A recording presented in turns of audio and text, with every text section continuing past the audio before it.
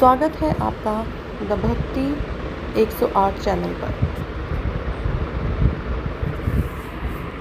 आज हम आपको बताएंगे एक कहानी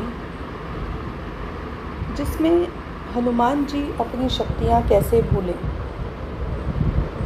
एक ऐसी कथा जो हर इंसान का जीवन बदल सकती है। क्या आपने कभी महसूस किया है कि आपके अंदर बहुत क्षमता है, लेकिन आप उसे पहचान नहीं पा रहे? क्या कभी ऐसा लगता है कि परिस्थितियों ने आपका आत्मविश्वास छीन लिया है? यदि हाँ, तो आज की कथा आपके जीवन को देखने का नज़रिया बदल सकती है, क्योंकि यह कहानी केवल भगवान हनुमान की नहीं, बल्कि हम सभी की कहानी है। एक ऐसा योद्धा जिसके पास असीम शक्ति थी, लेकिन वह स्वयं अपनी शक्ति भूल गया था। आखिर ऐसा क्यों हुआ और किसने उसे असली पहचान याद दिलाई? आइए चलते हैं त्रेता की उस अद्भुत कथा की ओर। सुबह का समय था। आकाश सुनहरी किरणों से भर चुका था। वन में पक्षियों का मधुर कलरव गूंज रहा था। वानर राज केसरी के महल में माता अंजना अपने नन्हे पुत्र को स्नेह से निहार रही थी। बाल हनुमान अत्यंत चंचल, तेजस्वी और उत्साही थे।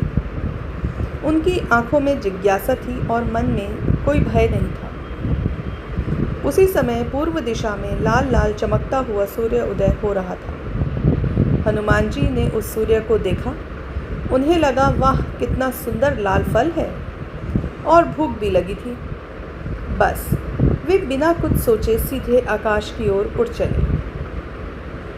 जितना ऊपर जाते उनकी गति उतनी ही बढ़ती जाती। देवता यह दृश्य देखकर आश्चर्यचकित रह गए। इतना छोटा बालक और इतनी अद्भुत शक्ति। देवराज इंद्र ने देखा कि एक बालक सूर्य की ओर बढ़ रहा है। उन्हें लगा कि यदि सूर्य को कुछ हो गया तो सृष्टि का संतुलन बिगड़ जाएगा। उन्होंने तुरंत अपना वज्र फेंका और वज्र हनुमान की ठोड़ी अर्थात हनु पर लगा और वह पृथ्वी पर गिर पड़े। उनकी ठोड़ी घायल हो गई। इसी कारण उनका नाम पड़ा हनुमान। जब पवन देव ने अपने पुत्र को घायल देखा तो उनका हृदय दुख और क्रोध से भर गया। उन्होंने संपूर्ण ब्रह्मांड से वायु का प्रवाह रोक दिया। क्षण भर में धरती पर प्राण संकट में पड़ गए। मनुष्य, पशु, पक्षी, देवता सभी व्याकुल हो उठे। ब्रह्मा, विष्णु, महादेव सहित सभी देवताओं ने पवन देव को शांत करने का प्रयास किया। देवताओं ने बाल हनुमान को अनेक दिव्य वरदान दिए। ब्रह्मा बोले, तुम्हें कोई अस्त्र शस्त्र हानि नहीं पहुंचा सकेगा। इंद्र ने कहा, मेरा वज्र भी अब तुम्हें कभी नुकसान नहीं पहुंचाएगा। अग्निदेव बोले, अग्नि तुम्हें नहीं जला सकेगी। वरुण देव बोले, जब तुम्हें डुबो नहीं सकेगा जल। सूर्यदेव ने कहा, मैं तुम्हें समस्त ज्ञान प्रदान करूंगा। हर देवता ने उन्हें अद्भुत शक्तियां प्रदान करी। जय श्री राम।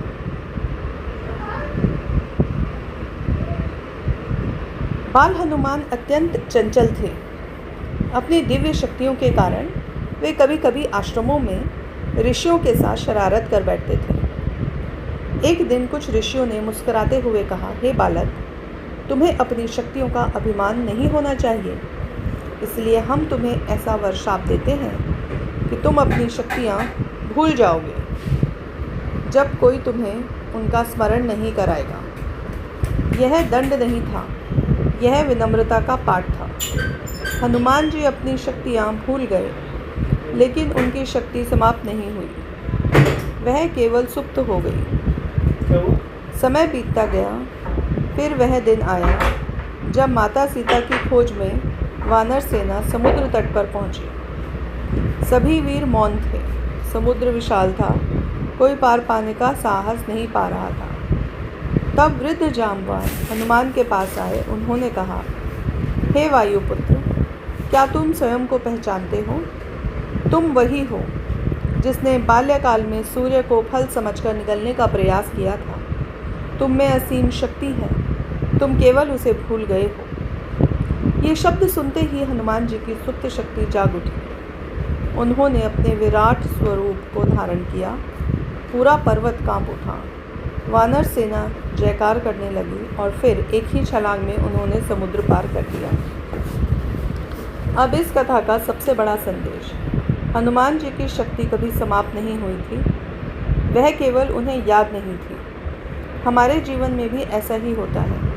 हमारी प्रतिभा, हमारा आत्मविश्वास, हमारा साहस अक्सर असफलताओं, आलोचनाओं और भय के कारण छिप जाता है। तब हमें भी एक जामवान की आवश्यकता होती है। कोई गुरु, कोई मित्र, कोई मार्गदर्शक या कभी कभी एक प्रेरणादायक विचार जो हमें हमारी वास्तविक क्षमता का स्मरण कराए। इसलिए यह कथा केवल हनुमान जी की नहीं, हम सभी की है। यदि आपको लगता है कि इस कथा ने आपके भीतर आत्मविश्वास जगाया है, तो इस वीडियो को अपने परिवार और मित्रों के साथ अवश्य साझा करें। और यदि आप सनातन धर्म की ऐसी प्रेरणादायक कथाएं सुनना चाहते हैं, तो द भक्ति 108 को अवश्य सब्सक्राइब करें। जय श्री राम, जय बजरंगबली। क्या